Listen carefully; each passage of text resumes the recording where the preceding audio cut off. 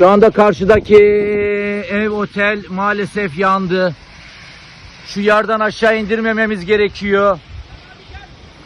Yardan aşağıya inersek Mesudiye'ye inecek bu. Evet, aynen döşeyelim, dur. Ben de AFAD'dayım zaten. Ben AFAD'ın görevlisiyim. Şu anda açtı, biz de müdahale edeceğiz artık. Şu anda açtı. Çok kötü.